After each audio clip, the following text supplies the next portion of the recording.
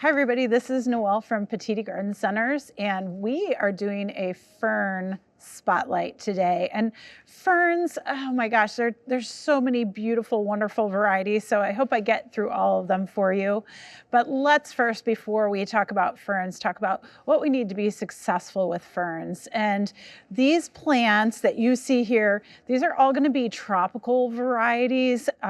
Rarely do these grow outdoors for us during the winter months. So for Northeast Ohio, these make excellent house plants, and we're going to talk about how you do take care of them indoors. So first to start out with is always light exposure. So ferns in general, for the most part, like that bright indirect sunlight condition to medium indirect light. So again, it's going to be northern exposure, and or if you have an eastern, western, or southern exposure window, it needs to be diffused if they're really close to that window. If not, if you're getting sun through the window, you want to move these plants back about 5 to 6 feet, and they will do very well in that bright indirect sunlight. Some of them can take a little bit less light, so if you want to move them into a bright room, that's fine. Just set them on a table in a bright room or a side table or what have you, near the TV or wherever you spend time. As long as you're in a bright room but pulled back away from the windows, that's fine. That'll work great for them, okay? Outdoors, if you do want to move these outside and grow them as a tropical plant outdoors for the summer months, you can do that. We're usually looking at mid-May before you take them outside. Slowly acclimate them outdoors to the light and again temperatures, and you really are only placing them in a shady spot. So we always talk about 4 hours or less of direct sunlight for all of these guys, okay? Watering. Obviously, ferns love water. What we're looking for here is we're looking for consistent soil moisture. If you let them dry out slightly, you will start to see very, very brown edges. You might see some yellowing. Obviously, you'll see some wilting. With the finer leaf varieties, if you let them dry out, you'll see it pretty quickly, okay?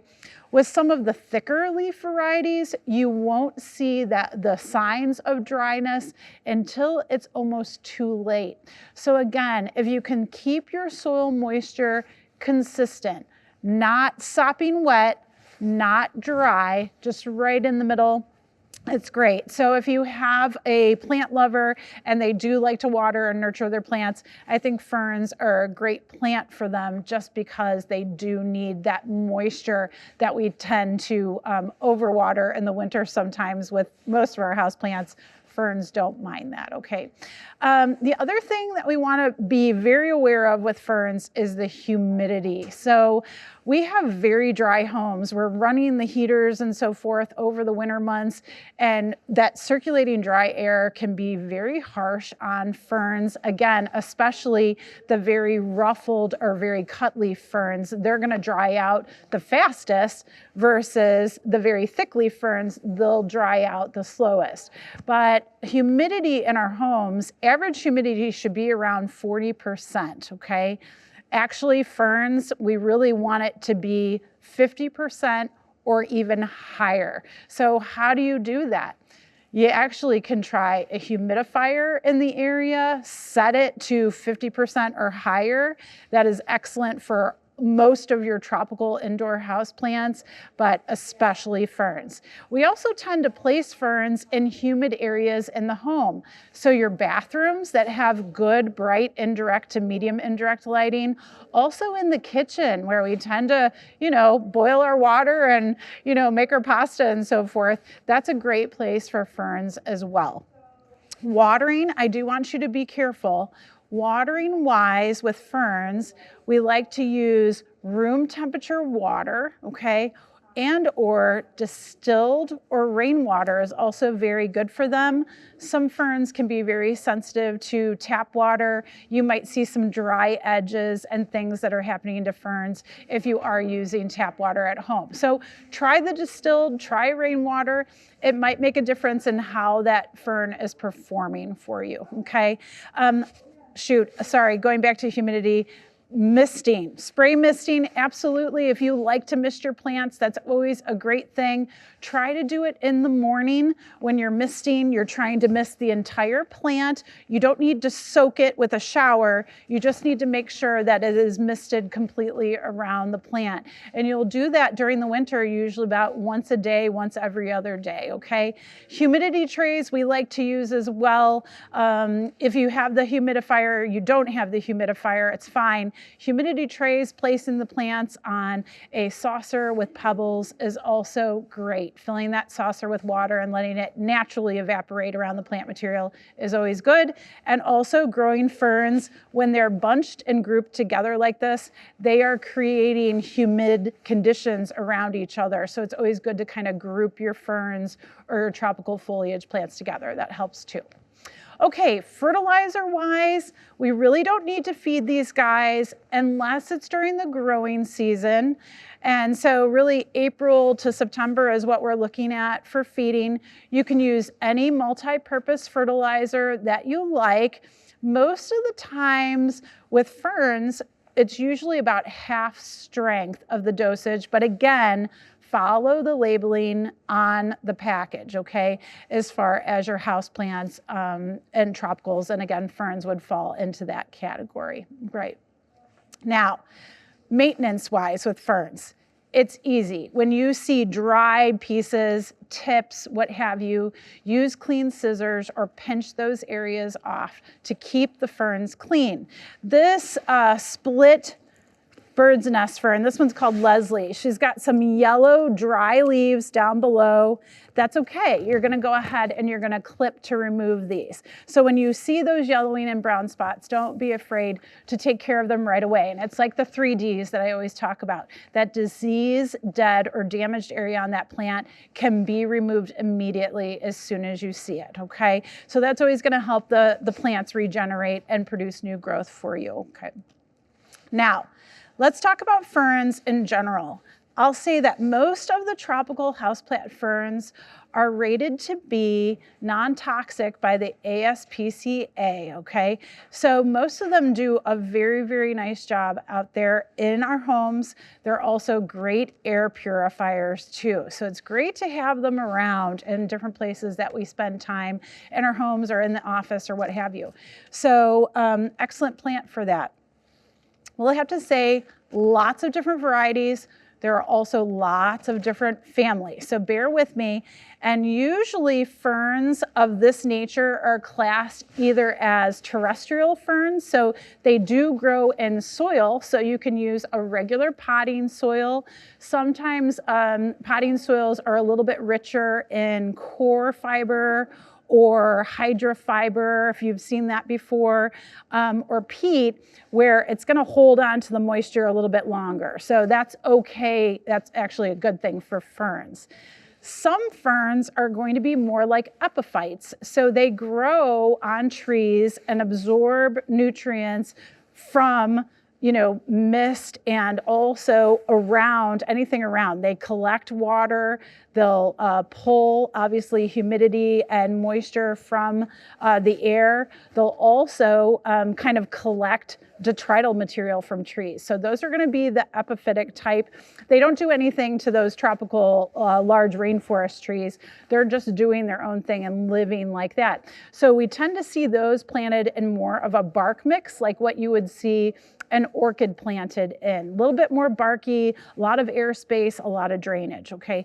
So keep in mind, when you're looking at ferns, look at the soil substrate and make sure that you realize, oh, this fern needs maybe a little bit more airus and porosity in the soil, or maybe it's a terrestrial fern and it can grow fine in a denser soil mix that has more peat to it. Okay. Let me start out with the ferns that we have right here nearby.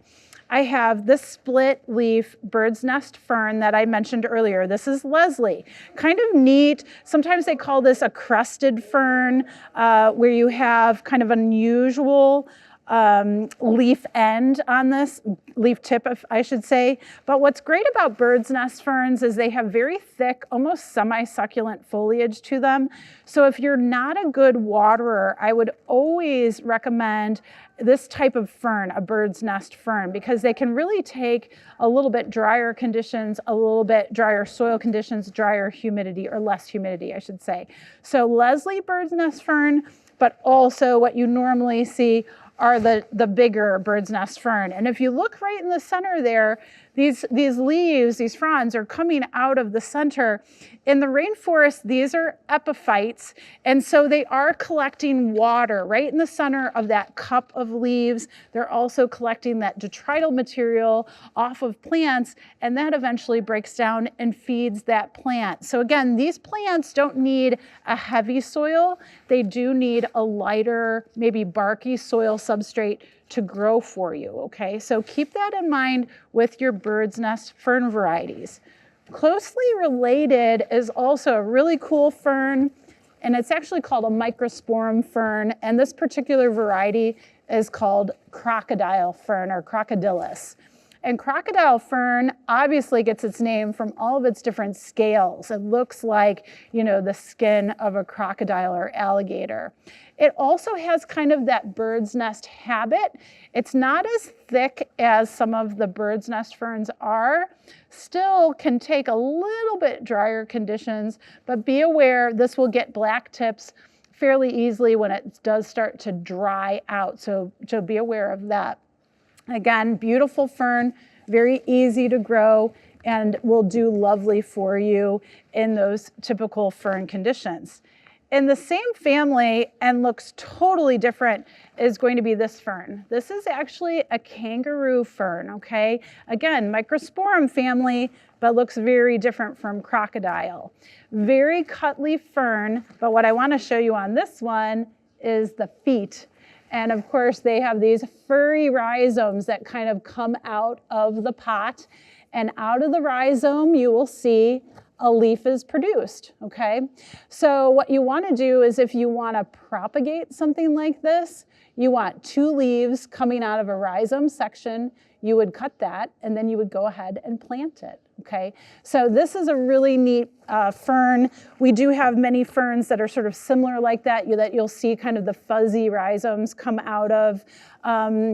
Nicholas Diamond is sort of a footed fern that has fuzzy rhizomes. You'll also see a rabbit's foot fern. They're very, very common, and again have those fuzzy little rhizomes, a very cool characteristic on those plants, okay? Whoops. I have my little spray mister here. Remember, keeping that humidity up around the ferns. And I wanted to show you these 2 ferns are actually related too. This is Fluffy Ruffles, and this is a nice little one. And this is real close to a Boston fern. The shape, the size of the foliage is going to develop into a much rounder, longer fern, if you will, as far as the fronds are concerned. It's just very cut leaf, okay? So again, this one's gonna need a little bit more moisture, a little bit more humidity. But the button fern is also in this family, and this is the Nephrolopsis family, and this is lemon button fern, and it has a very, very slight citrus scent to it, but it's really, really nice. These ferns are really nice to grow in vivariums and terrariums because they can stay on the smaller side for you as long as you're trimming and so forth, but they are very, very good for pets, very safe around pets as well, and just nice ferns to grow. But again, keep the humidity up around them.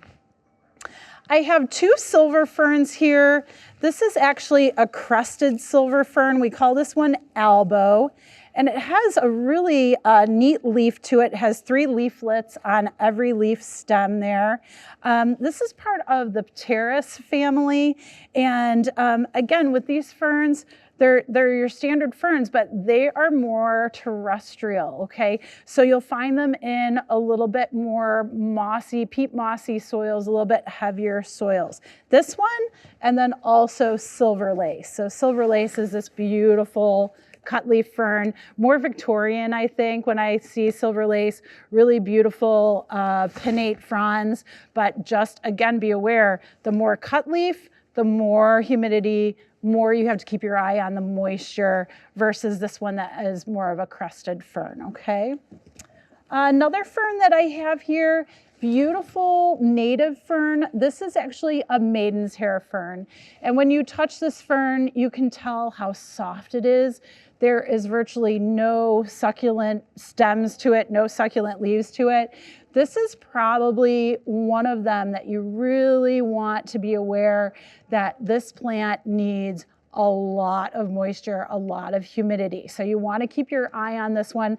I think out of all the ferns that I have here, this is probably that upper level of fern care where you've really got to stay on top of this one for it to stay healthy. So keep that one in mind.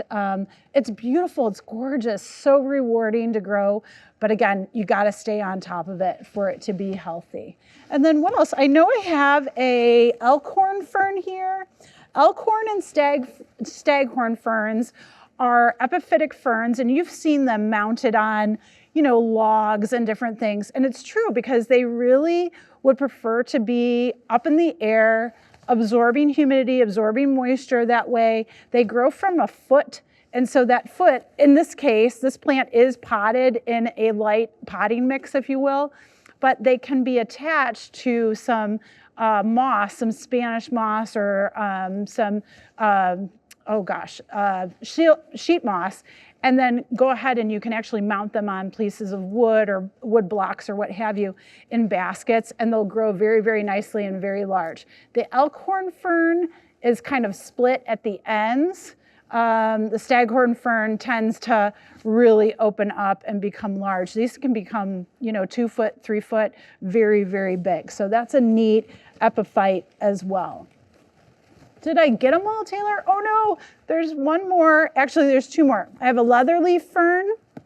This one is in the wood fern family. Really pretty, very kind of tough texture on this fern, but again, because it's so cut leaf, I would go ahead and make sure that you take care of the humidity on this one as well. But look at this one. She's so cute. This is our heart-shaped fern down here. She has a little hand coming out, but the heart-shaped ferns are kind of unique, beautiful, beautiful sort of succulent leaves. Pretty easy as far as fern care is concerned. Not as easy as the bird's nest, just a step above, but still a beautiful heart-shaped fern it's lovely all year and stays fairly compact. Again, good for the terrariums, good for the vivariums too. Okay, folks, I think that's all about ferns, and enjoy.